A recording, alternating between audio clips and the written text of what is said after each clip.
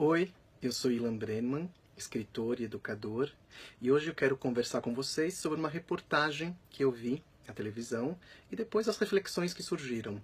É uma reportagem que apareceu há algumas semanas, que estava falando sobre uma Secretaria da Solidão que foi criada pelo Reino Unido. Isso mesmo, uma Secretaria da Solidão. E por que isso?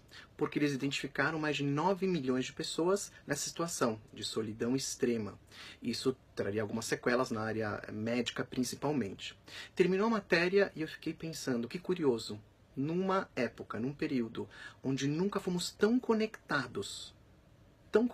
Só no Facebook são 2 bilhões de usuários. Temos centenas, milhares de amigos nas redes sociais. A solidão surge de tal forma que uma secretaria da solidão tem que ser criada. Isso é uma coisa bem curiosa. Ou seja, temos multidões, mas de solitários. Ter amigo na internet não significa ter amigo na vida real. Isso traz uma diferença na qualidade da vida das pessoas. Aliás, quando eu pensei sobre isso, eu pensei também num escritor que eu gosto muito, um pensador do século XVI, eu lembrei dele, do século XVI, Michel Montaigne. E o Michel Montaigne, ele tinha um amigo em especial que mexeu muito com a vida dele, o Etienne de la Boétie. Era um jovem muito inteligente. Eles trocaram muitas cartas. E nessas cartas você vê a importância daquela amizade. Uma amizade que era, né, melhor do que, às vezes, 5.000 amigos que temos nas redes sociais. Uma amizade verdadeira, real. E quando ele morreu muito jovem, o Etienne, o Michel Montaigne sentiu demais quando esse amigo foi embora, morreu e tudo mais. E ele fala muito também sobre a solidão, Michel Montaigne. Vale a pena ler Michel Montaigne. Mas isso é realmente bem curioso, né? A gente falar sobre solidão numa época tão conectada. E o que me preocupou, né, também nessa reflexão que eu fiz depois da matéria, uma preocupação que surgiu, como vivemos na era dos extremos, tudo, né, tá muito extremado. Você olha uma secretaria da solidão sendo criada como algo, né, dizendo vamos combater a solidão. Eu comecei a imaginar pessoas não querendo mais deixar os outros experimentarem a sua própria solidão, porque em certa medida, em certa dose, a solidão ela é muito importante. Não uma solidão excessiva que chegue a causar sequelas, né, médicas para a pessoa, mas numa certa dose ela é fundamental. Grandes obras artísticas foram criadas na solidão. Grandes eurecas, descobertas de cientistas, quando elas vieram? Na solidão. Eu lembro quando eu era criança e fazia alguma coisa errada e tudo mais, e os pais dizem, né, muito, né, meus pais falavam, pai, mãe, vai pro quarto pensar.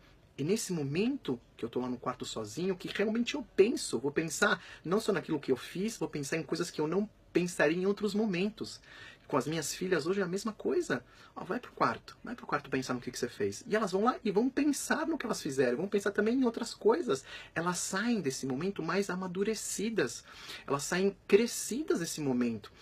A solidão, novamente, em certa medida, ela é fundamental para o crescimento, para a maturidade.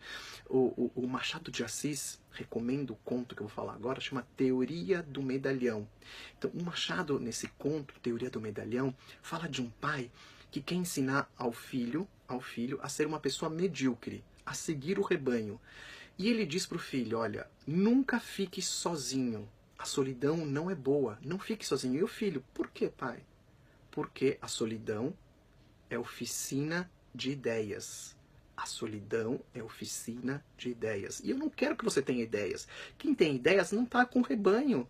Né, é diferentão, né, é diferente. Não quero isso. É uma grande crítica do Machado, né, sobre, já nessa época que ele escreveu esse conto, nessa reflexão sobre a solidão e a multidão. Então, a solidão é uma oficina de ideias. Então, as crianças precisam viver isso. E é difícil hoje em dia viver isso se você está com o seu celular, que está com o seu celular o tempo inteiro, que pensa por ela. O Angry Birds pensa por ela. Os vídeos do YouTuber, né, os YouTubers, enfim, estão pensando por ela. Né? Você não tem esse momento onde o seu pensamento real, genuíno, aparece, onde você consegue mergulhar, fazer um mergulho interno. A solidão tem essa função de esse mergulho interno. Novamente, certa dose. Aguentar ver seu filho tá triste, tá lá num cantinho por alguns minutos, aguenta, eu sei que é duro, mas aguentar, segurar a onda, É importante. A gente vai amadurecendo. Talvez por isso a sociedade seja tão imatura. Os jovens estão tão imaturos. Os adultos, nós adultos, alguns também imaturos, porque não conseguimos ficar nesse momento, esse momento que a gente pode chamar de solitário.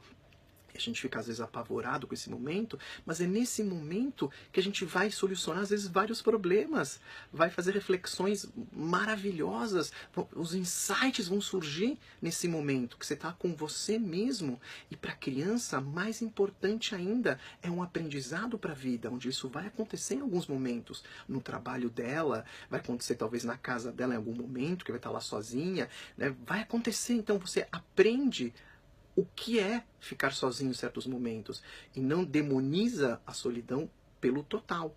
Então, a próxima vez que você está olhando lá para o seu filho, para o seu aluno, e ele está um pouquinho mais, né, isoladinho, sozinho, de novo, não algo intenso que é constante, rotineiro, que isso tem que chamar atenção, mas aconteça um episódico, né, uma coisa de momento, de episódio.